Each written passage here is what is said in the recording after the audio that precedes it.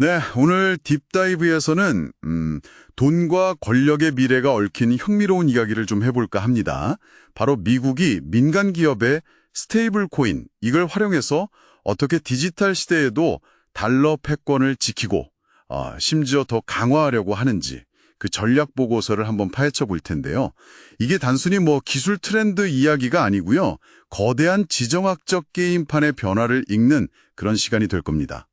이번 딥다이브의 미션은 이 복잡한 전략, 보고서에서는 이걸 암호화폐 중상주의라고 부르던데 그 실체를 파악하는 겁니다. 과거 제국들이 금을 확보하려 했던 것처럼 현대판 디지털 머니 영향력을 국가 경제 이익을 위해 활용하려는 그런 전략이죠. 여기에 숨겨진 기회와 위험, 그리고 이것이 당신의 금융생활과 어떻게 연결되는지 명확히 짚어보겠습니다.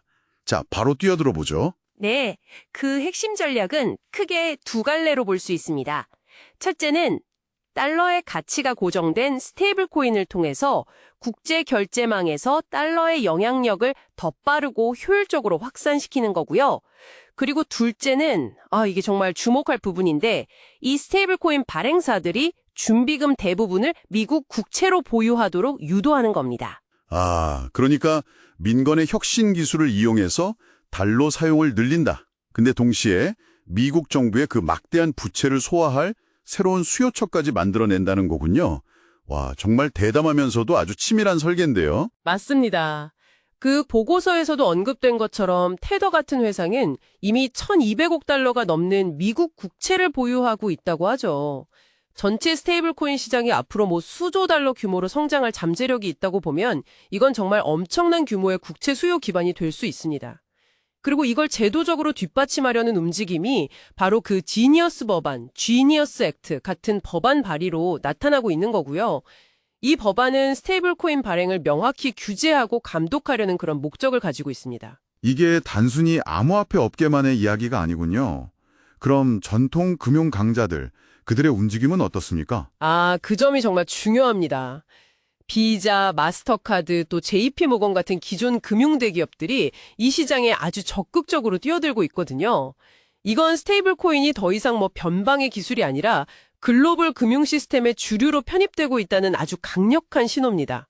당연히 당신의 결제 방식, 자산 관리에도 영향을 미치게 될 거고요. 근데 이렇게 판이 커지면 위험성도 함께 커지는 거 아닐까요? 그 스테이블이라는 이름이 붙었지만 정말 안정적이라고 믿어도 될지 보고서에서도 국제결제은행, BIS 같은 곳의 경고를 언급하고 있던데요. 정확한 지적이십니다. 그 스테이블이라는 이름과는 달리 본질적인 위험, 바로 대규모 인출 사태, 그러니까 뱅크런과 유사한 코인런 위험에 취약하다는 겁니다.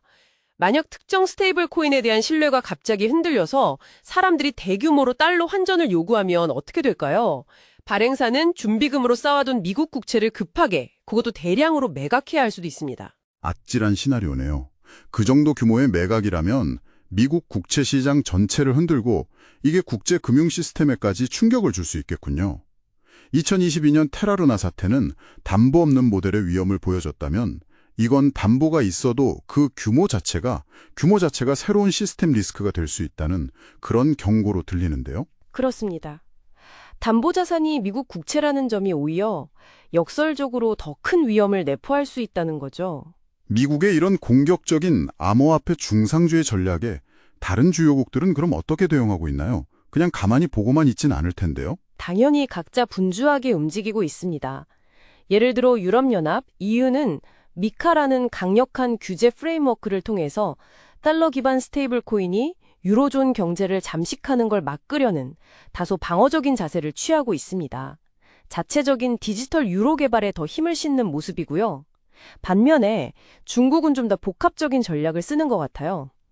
홍콩을 일종의 테스트베드로 삼아서 위안화 기반 스테이블 코인 실험을 지원하면서도 동시에 국가가 직접 통제하는 디지털 위안화, ECNY 프로젝트도 강력하게 추진하고 있죠. 각기 다른 디지털 통화 블록을 만들려는 그런 경쟁이 아주 치열해지는 양상입니다. 자, 그럼 정리해보면 미국은 민간 스테이블 코인이라는 카드를 활용해서 디지털 시대의 달러 패권을 공고히 하고 동시에 자국 국채 수요까지 확보하려는 정말 야심찬 그림을 그리고 있다. 이렇게 볼 수 있겠네요. 성공한다면 미국의 금융 영향력은 한층 더 강화되겠지만 그 과정에 내재된 시스템 리스크는 마치 아슬아슬한 줄타기처럼 보입니다.